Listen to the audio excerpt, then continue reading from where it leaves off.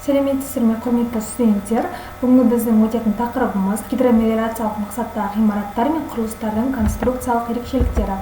Бүгінгі біздің сабағымыздың мақсаты студенттерге суғару және құрғату жүйелерінің құрамына қандай ғимараттар кіретінін түсіндіру, гидромелиоративтік құрылыста қолданылатын сорап станцияларының түрлерімен таныстыру, суғару жүйелеріндегі ашық каналдардың кемшіліктерін айту және суғару жүйелерінде ашық каналдарда қандай гидротехникалық ғимараттар тұрғызылатынымен таныстыру және суғару жүйелеріне тұрғызылған науалы каналдардың артықшылықтарын түсіндіру болып табылады. Жалпы гидромелиоративтік мақсаттағы ғимараттар деп отқанымыз суармалау жүйелері ол келесі негізгі құрылыстардан тұрады. Ол өзеннен, су қоймасынан, тоғаннан немесе басқа су көзінен су тартуды қамтамасыз ететін бас және су тарту жүйелерін су жібергіштер, акведуктар, дюкерлер, реттегіштер, көпірлер болуы мүмкін және магистралды және таратушы каналдар немесе құбыр желілері де болуы мүмкін, дренаж торабы және тағы басқа болуы мүмкін. Және құрғату жүйелері өз құрамында ашық каналдардан немесе жабық қашыртқылардан жасалған реттеу торабынан және тасымалдаушы жинағыштардан, тегеурінді қармақ каналдардан, реттегіштерді, магистралды ашық және жабық коллекторларды, су қабылдағыштарды қамтиды. Жалпы сорғы станциясына келетін болсақ, ол суармалау, құрғату және құрғатып дымқылдандыру жүйелерінің гидротехникалық құрылыстарына жатады. Осы жүйелердегі сорғы станциялардың конструкциялық шешімдердің айырмашылықтары өте аз және сорғы станциялардың тағайындауларына тәуелсіз олардың кешеніне су тарту ғимараты, су жеткізгіш канал, сорғы құбыр желілерімен өтетін аван камера, сорғылары және жабдықтары бар сорғы станциясының ғимараты, су шығару құрылысы мен сорғы құбыр желілері кіреді. Және сорғы станцияларының ғимаратына негізгі және көмекші механикалық, гидромеханикалық және электрлік жабдықтар, құбыржол арматурасын және өртке қарсы және техникалық сумен жабдықтау жүйелері, қызметтік жайлар орналастырылады. Және гидромелиоративтік құрылыс барысында ол үш негізгі түрдегі сорғы станциялар қолданылады. Олар жер үсті, камералық және блоктық үш топқа бөлінеді. Жер үстілік тордағы сорғы станциялар негізінен тұрақты жағалар немесе бөліктері бар, су деңгейінің ауытқуы мардымсыз, яғни сорғылардың тартылуына рұқсат етілген биіктігі шегінде болатын беттік көздерден су тарту барысында қолданылады.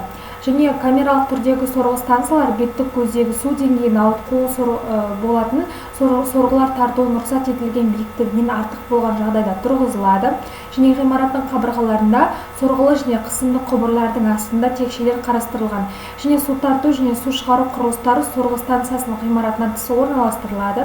Және ғимараттардың конструкциялық шешімі топографиялық, инженерлік, геологиялық, гидрологиялық және климаттық шарттарға сорғы станциясының тағайындалуына және негізгі сорғылардың түріне, яғни маркасына, құрылыс индустриясына, базалардың болуына, техникалық, экономикалық көрсеткіштеріне және тағы басқа заттарға тәуелді болады. Және камералық және блоктық түрдегі сорғы станциясының ғимараты ise жерасты бөлігінен және жоғары құрылымдардан тұрады. Сорғы станциялар ғимаратын жерасты бөлігінен негізгі және көмекші жабдықтар, құбыр тораптарының, сорғы желілерінің, майларды сақтауға және компрессорлар, дренаждардың орналастыруға арналған жайларды орналастырады.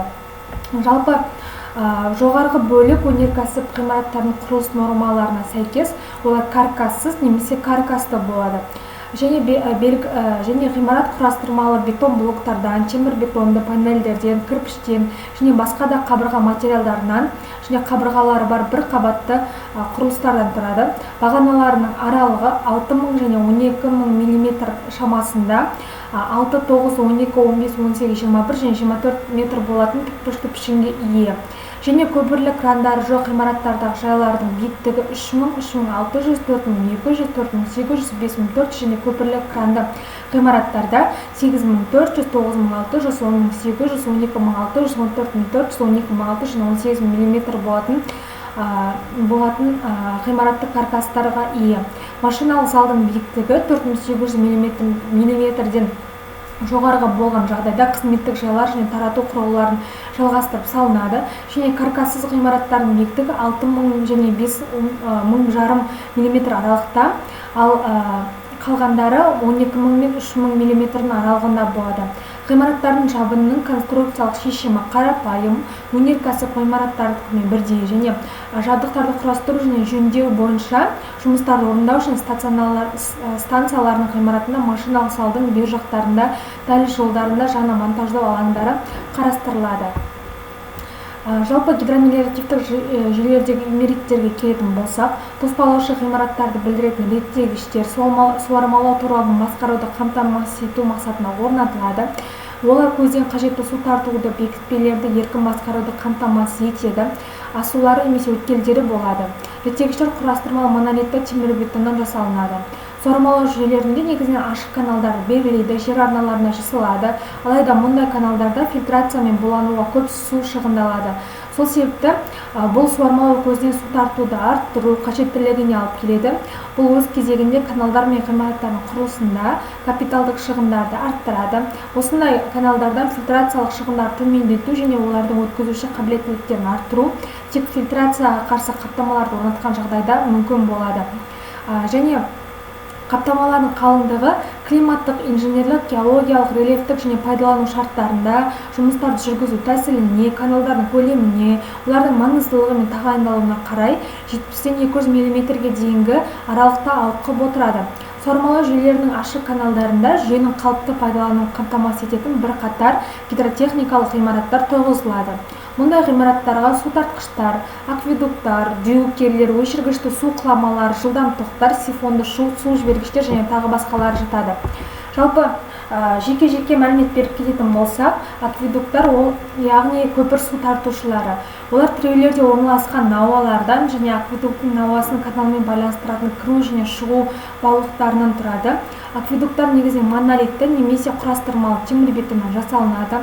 Акведуктың су өткізгіш бөлігі әдетте тікбұрышты қималы пішінді болады және тіреулерге орнатылатын жеке секциялардан құралады. Акведуктың науасын сондай-ақ парабола қималы құрастырмалы темірбетон науалы буындарды немесе асбест-цементті темірбетон металл құбырларынан жасауға болады. Акведуктың су өткізуші бөліктің тіреулері ретінде рамалар, тіреуіштер немесе эстакадалар қолданылады. Ал дюкерлерде болса, өзен канал арналарының астына, жолдың астына немесе терең және кең аңғар астына төселетін желілерін білдіреді. Дюкерлердің құбыр желілері бетонды, темірбетонды, металл және тағы басқа құбыр буындарынан монтаждалады. Дюкер оны каналдың келтіру және бағыттаушы учаскелермен жинастыруға арналған және бетон немесе темірбетоннан жасалған кіру және шығу балықтарына ие болады. Ал сифонды су жібергіш ашық тарату каналына немесе атыздан су тартуға және суармалау құбыр желісіне шлангы беруге мүмкіндік береді. Және суармалау жүйесін жабық келтіру торабы суармалау үшін су берілетін магистралдық және тарату құбыр желілерінен тұрады. Ол жер пайдалану коэффициентін едәуір арттыруға және фильтрация мен булануға кететін су шығынын жоюға, кез келген күрделі рельеф жағдайына суармалау алаңы бойынша судың таратылуын қамтамасыз етуге мүмкіндік береді. Жалпы жабық желілерін орнату үшін асбест-цементті, болат, темірбетонды, қысымды болат, білікті қысымды темірбетон, шойын және полиэтилен құбырлар пайдаланылады. Құбырлардың жер бетінен олардың жоғарғы шетіне дейін жату тереңдігі 0,06-дан 0,18 метрге дейін болады. Және темірбетон қысымды болат білікті, қысымды темірбетон, асбест-цементі және басқа да қоныштар құбырларын байланыстырады. Және тасымалдаушы құбыр желісінің ұзындығы бойынша тарату құдықтары және жаңбырлатқыш машинамен су тарту және оны шлангілерге беру үшін арнайы гидранттар орнатылады. Тарату құдықтарына тасымалдаушы және суармалау құбыр желілеріне судың берілуін реттеу үшін ысырмалар орналастырылады. Слайдымыздың соңында арнайы тапсырмалар бар. Осы тапсырмаларға жауап жазамыз. Лекция дәптерімізге дәрісті толықтырып жазамыз. Назар қойып тыңдағандарыңызға рахмет. Сау болыңыздар.